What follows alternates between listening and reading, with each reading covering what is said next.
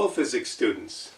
Today we're going to study the force of gravity. But before we do that, I first want to take like a bird's eye view of our topic again. Remember when we started this topic, forces, I said at the very beginning that a force was a push or pull, any push or pull that can come from living or non-living things that can either push something to make it move or make something stay at rest. And so forces from living and non-living things, like for example, someone could shove you and make you move, or someone could be underneath you and holding you up, maybe in like a cheerleading situation. So both examples of a person pushing to make you move or keep you at rest. But an inanimate object with no muscles, no skeleton, no nerves, like a chair, can also push to keep you from moving and hold you up. So I said any object in the universe and every object does create force. But when it came to living things like people or animals, the forces that we make are inconsistent no matter how hard we try. Take, for example, if you could think of, like, say, the best basketball player in the world. I don't care who it is. If you put them on the foul line and they start shooting, they're making shots, eventually they're going to miss no matter how good they are. They're trying to push on that basketball with the same number of newtons every time, and yet sometimes they'll be a little bit off with the direction or the magnitude and they'll miss the shot. So people, animals, not consistent. But for the rest of this topic, we're going to learn about situations where there are cases where the force is consistent every time. If the conditions are the same as before, the force generated is the same every time. And what that's going to mean is that because the forces are so consistent, we can calculate them with math formulas. So that's what we're going to do for the following forces. Force of gravity, normal force, force of the spring force, and the force of friction. 4 forces that we're going to spend time in this topic for the rest of the topic learning formulas and how to calculate them. Today, force of gravity and normal force. Now before we get into the heart of the force of gravity, I just want to distinguish between 2 important ideas in terms of physics. The difference between weight and mass, something that people confuse very often. I'm going to step aside and allow you to jot these notes down for a second. Okay, so take for example an atom. And an atom has both weight and mass. This is a very simple atom with 1 proton, 1 electron, 1 neutron. But we could take anything like this block of metal, or even me, or this whiteboard, made of the same thing, but just more protons, neutrons, and electrons. So everything has mass and weight like this atom. The mass, first of all, is measured in kilograms. And what it is it's a measure of the amount of protons, which each have a mass of 1.67 times 10 to the minus 27 kilograms. Neutrons, which also have a mass of 1.67 times 10 to the minus 27 kilograms. And electrons, which have less mass, given by 9.11 times 10 to the minus 31 kilograms in an object. It's constant. It does not change with location. So for example, if I were to take this block of metal, okay, and I deconstruct it, not even atom by atom, but by particle, so I pull out 1 electron, and then on my calculator I do 9.11 times 10 to the minus 31, plus, I pull out another electron, 9.1 10 to the minus 31 plus, and I do that over and over for a zillion years until I pull out every single electron out of this metal block.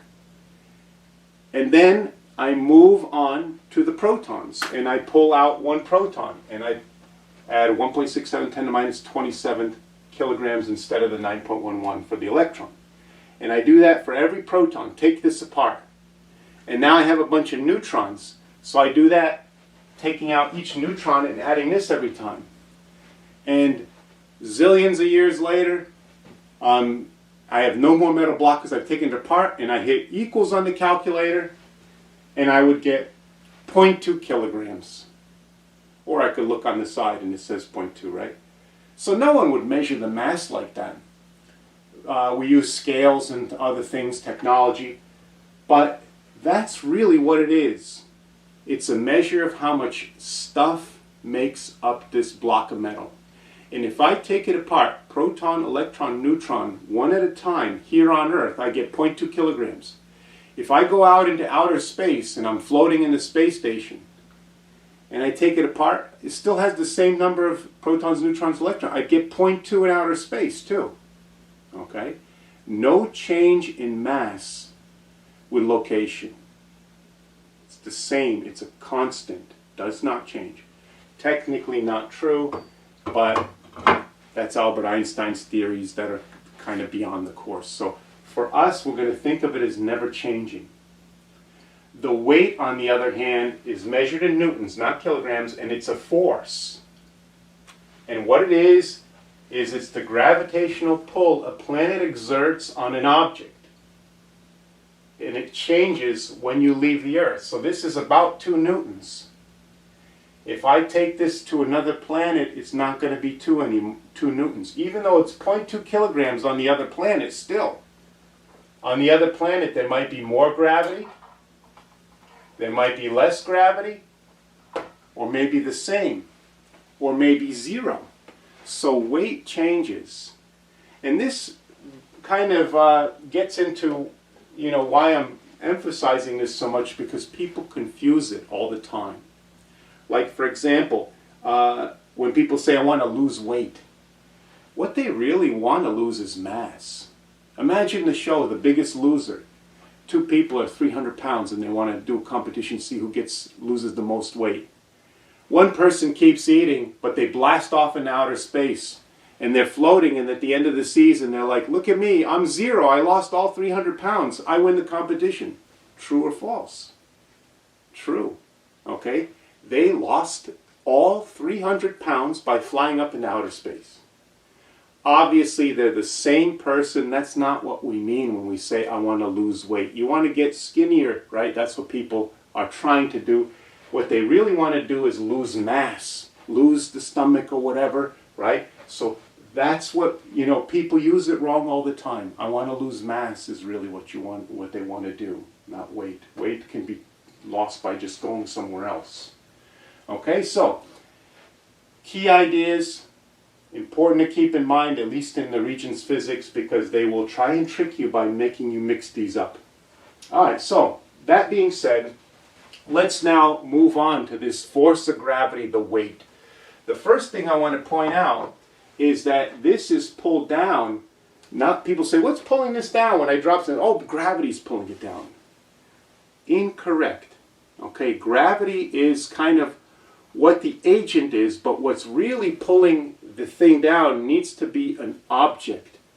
Earth pulls this down when I drop it.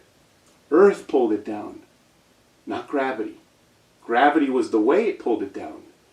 Similar situation. Let me just give you kind of a silly analogy. You fight with your brother, and brother comes in with a black eye, and your parents say, you punched your brother, you're going to be grounded now. Okay? And you say, I didn't punch my brother. It was the electrostatic force of repulsion between my fist and his eyeball that really caused the damage. I didn't do it. It was the electrons' repulsion. Your parents you'd be in more trouble for being a wisecracking, right? No, you hit your brother, and the electron repulsion was the way it happened. Same thing, gravity is the way that the Earth pulls this down. But it's the Earth pulling it down. Okay? So, let's now do a little experiment to figure out this formula for how the force of gravity pulls on an object. Or how the Earth pulls on an object, I should say. So,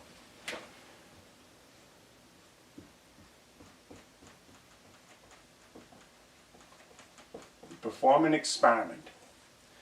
What we do is we take a bunch of masses in kilograms and we measure how hard the Earth pulls down on them in newtons. the first thing, if I had 0 kilograms on that scale, it would read 0 newtons. That makes sense. Nothing's on the scale, so there's going to be no reading. So then the next mass I could try is 0.1 kilograms. Okay, so 100 grams, which is 0.1 kilograms. And this reads slightly less than 1 newton. If we had an electronic scale, we might see 0.98 newtons. Now notice I don't put the kilograms here and newtons. You say, oh, Regents always wants the units, I'm going to lose points. By putting the units at the top of the data table, it applies to the entire data table. So once you put units here, you don't have to put them here. You could put them if you want, but it's not necessary. Okay, so now what I'm going to do is I am going to put this now, replace the 0.1 kilograms with a 0.2 kilograms and measure the force there. And what I can see is that it's slightly less than 2. Really, if I had a good accurate scale, it would be 1.96 is what I would read for 0.2 kilograms. For 300 grams, if we were in class, you would see that there's no 300 grams in these mass sets. The way you achieve that is you just put the 2 and the 100 together, and you see it's almost 3 newtons. So that's technically would be 2.94 newtons if we had an electronic scale. 400. I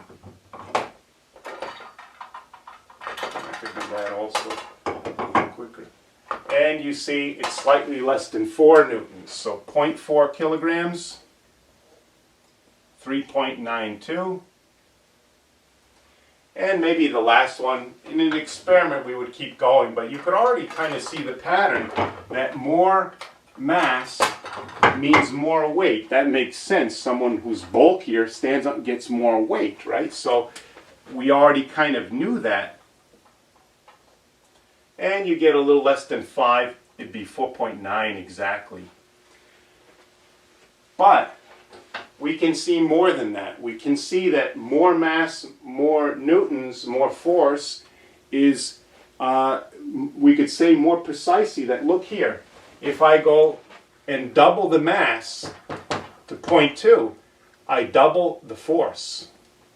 If I triple the mass, I triple the force. Quadruple the mass, quadruple the force.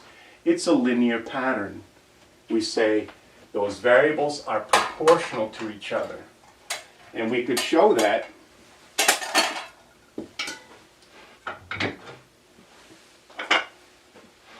if we were to create a graph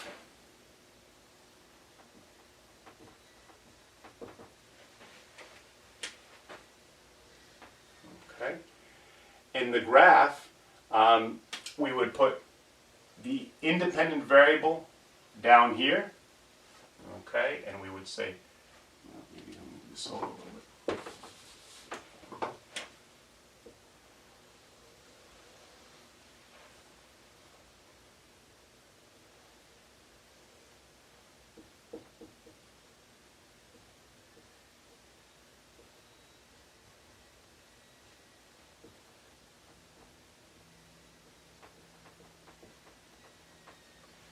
And I were to plot these points,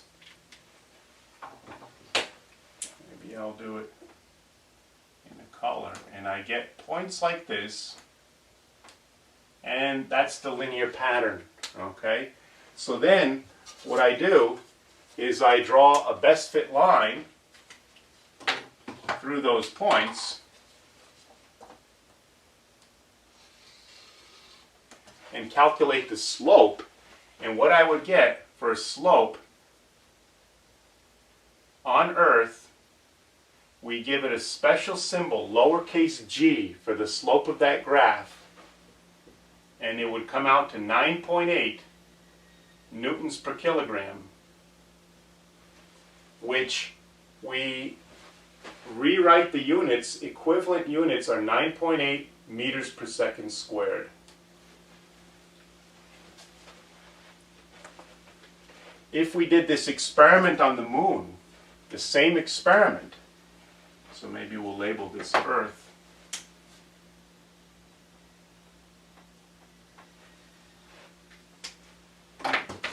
we would see a pattern like this. 0, 0, but overall on the moon there's less gravity.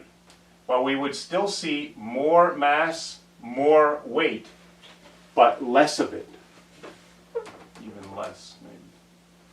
And we could do a best fit line here.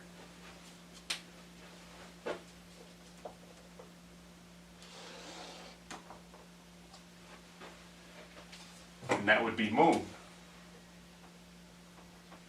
So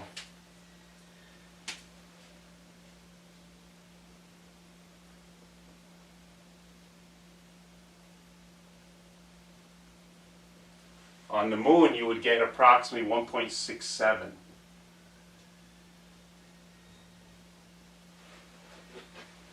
Okay. So let me pause the video to give you a minute to jot this down. Okay, so the equation. So remember in math class, when you're writing an equation,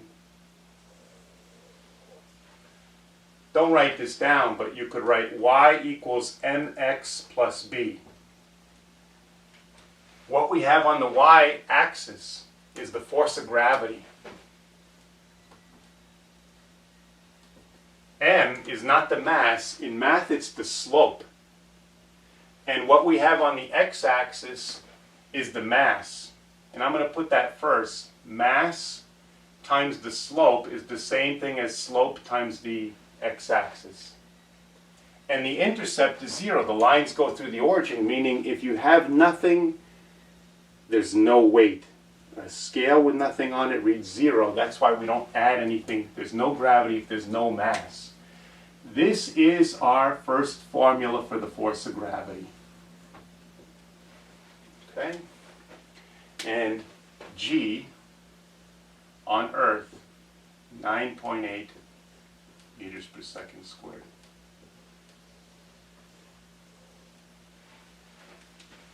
Okay? Okay, so let me pause the video, allow you to catch up there. Okay, so a lot of new information today. Like, for example, on the first board, I had masses of protons, neutrons, and electrons. You don't have to remember those or any numbers. I have, in the Google Stream, I put in a Regents reference table. Okay? So I'll put that in with the unit plan all the way at the beginning of the classroom stream so you could maybe find it easier. So this I printed out on green paper. I like it just so it sticks out more. But basically it's just a bunch of pages like in chemistry. The first page of the physics reference table has most of the numbers you need for the entire year. So if you look at this, if you were to open that up, you would see that on this first page, right at the top table, at the bottom of it, you have the masses of the electrons, protons, and neutrons. Right here. You also have this G value, not for the moon, but for the Earth, near the top. Acceleration due to gravity is what they call it. Little g, 9.81, they actually put 9.81. You don't need that 1 there. You could just leave 9.8. It's fine. You could put it in or leave it out. You get full credit either way. This equation, if you go to the last page of the reference table, we'll be spending about half the year on this last page right here. And the numbers on the front, so we'll be flipping back and forth like for about half the year. If you go down here, right where my thumb is, the middle, they have this. G equals Fg over m. That's how they write this equation. I prefer it this way, but see, these are the same equation. If I move the m to the other side, I get F equals mg. So, all the formulas, you don't have to memorize in Regents. They're on this reference table. Okay? All right, let's look at a simple example.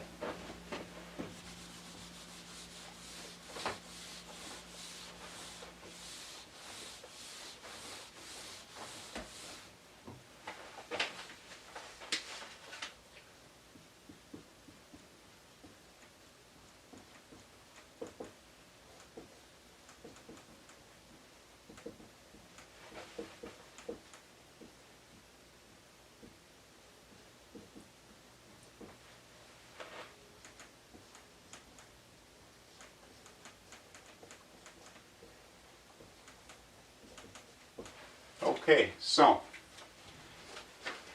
determine the weight of a 2 kilogram block on Earth. And some people might say, the weight of 2 kilograms? What are you even asking? It's 2 kilograms. Right? You already told me the weight. No, that's the mass, right? The weight is the Newton value. So again, you got to keep that in mind. They throw this word in there and you have to know that's the force of gravity that you're looking for. So we begin in Regents by always writing the formula down first. So here's our formula. Again, if you wanted to use the one I erased, you know, you're welcome to. Full credit either way, it doesn't matter. Okay? And then we know we're looking for the weight, the newtons. We have the mass in kilograms. So we say 2 kilograms. And G on Earth, maybe you don't remember 9.8. So you go to the front cover here and you find acceleration of gravity 9.81. I'll just use 9.8.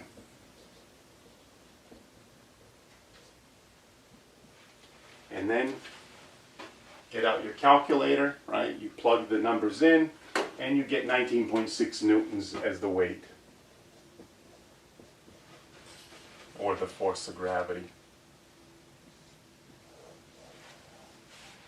So, the mathematics today are easy, in my opinion. I don't want to say that, but basically you have a formula with 3 terms. You'll be plugging in 2 things and solving for the third. If the weight is the unknown, you just plug in these 2. You could say we have a 19.6 newtons is the weight of something. What's its mass? So you put 19.6 newtons here, 9.8, and you solve and you get 2, right, by dividing. You could even solve for G in a problem. They might say on planet Xeron or whatever, some name, they say something weighs, 25 newtons and it's 1.5 kilograms. What's the acceleration due to gravity on that planet? And then you solve for G. So simple algebra, okay? Okay, so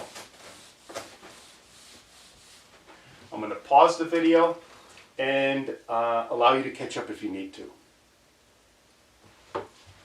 All right, one more force today.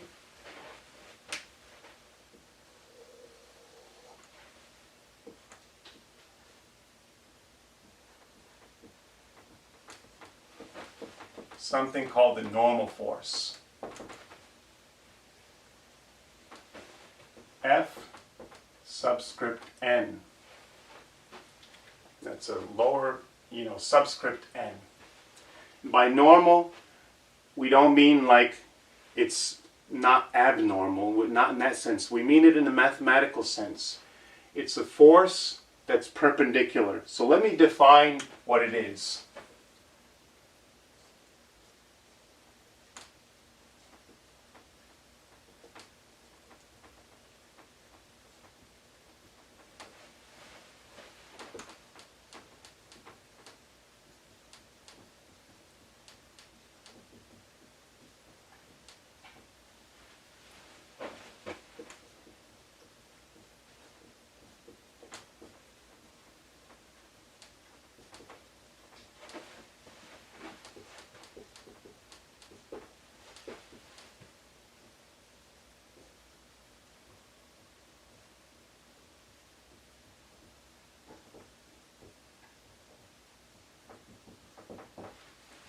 So, it's the force a surface exerts perpendicular to itself to prevent an object from breaking through it. So, like for example, if this is a tabletop and I put this block here, well, this block wants to fall through the tabletop. What prevents it from breaking through? The molecular integrity of the wood table surface. But this is pulled down. Let's just make it an easy, let's suppose it's pulled down with 15 newtons. Okay? So 15 newtons. Okay? So, the table, now if the table cannot create 15 newtons in the opposite direction, this will break through. Maybe if I had like a real thin piece of wood, it'd snap right through. but the wood's thick enough, so it has enough to provide a normal force to prevent that 15 newtons from breaking through. So that's the first example.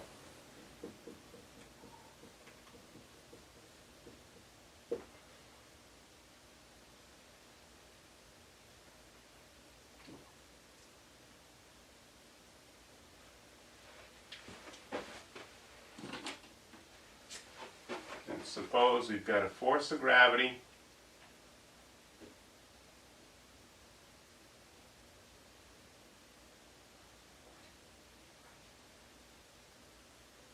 of 15 newtons. Let me see if that shows up. Okay, looks like it does. Then the table will just create a normal force of exactly the same amount. So what I'm going to do is try and draw it the same length.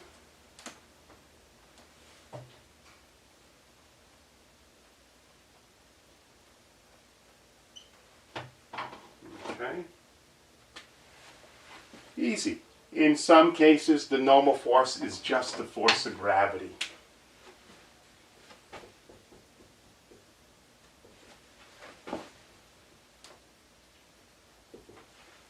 Another example. Let's take that same block, the same force of gravity of 15 newtons. So I draw it the same length.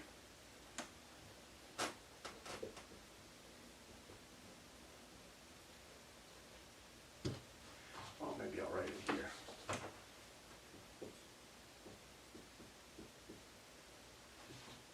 Okay. And then, while that 15 Newton block is resting on the table, I come up to it and I push down with 5 extra newtons on the block. Now the table isn't just holding up the 15 newtons of the earth pulling down on this block, but I'm also pushing down on the block.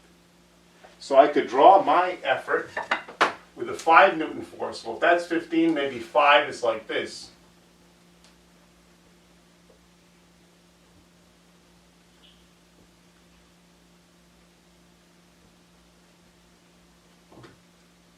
So now the normal force has to prevent both of these.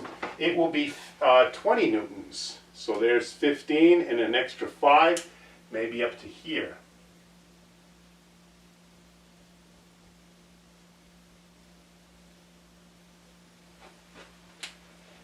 And let's do another example.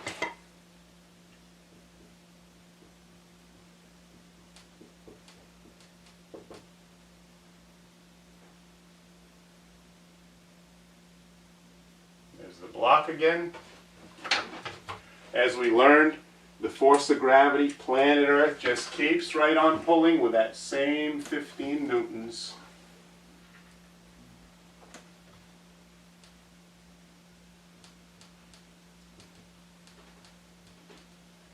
But this time, instead of pushing down on the block with 5, I'm going to lift up a little bit with 5, like this. Not the full 15, but just 5. So here, 5 Newton force, like this.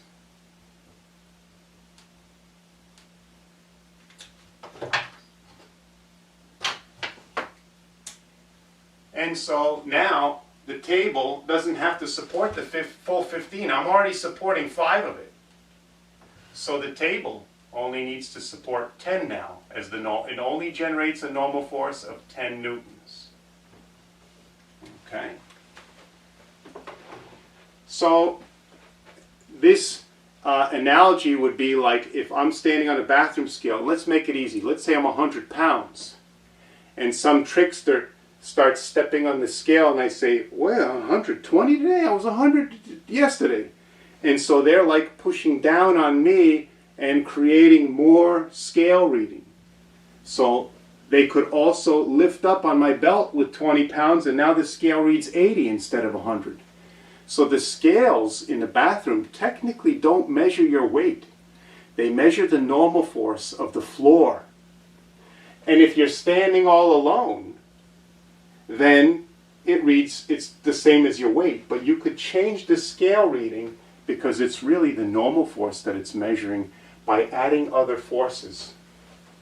And sometimes the normal force has nothing to do with gravity at all. So if you haven't already written those down, I'm going to pause now to give you a chance to catch up with those. Okay, sometimes we'll do the last example here, example 4. I'll do it up here.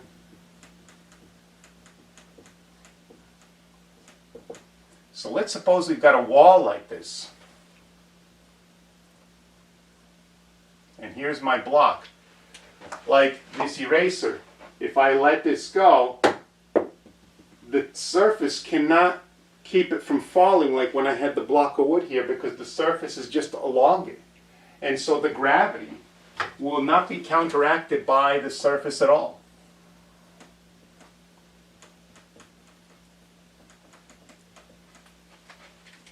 But I can keep that block from moving if I push into the block like this, and I push in to the block with, say, 8 newtons. F teacher equals 8 newtons. By the way, forces, when we draw them in these force diagrams, they always start on the block and go in the direction. A lot of people don't write this, but they would be tempted to do this because that's where I'm pushing in, right? Not the convention in physics diagrams. Me out here pushing in, I draw the force going like that into the wall. And now, the surface here, if the wall is weak, I would break right through. Not likely, right? But if it were a really weak wall, maybe I could.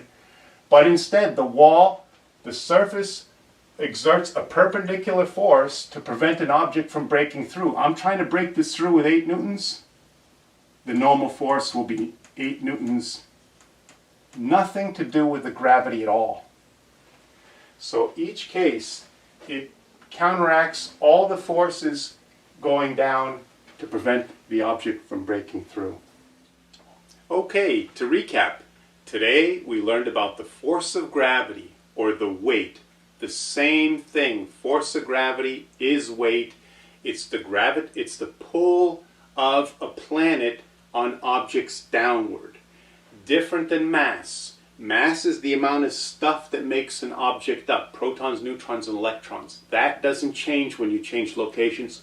Weight, or force of gravity, does. We learned the formula for force of gravity on Earth, mg, mass times 9.8. We also learned about normal force. Normal force is the perpendicular force.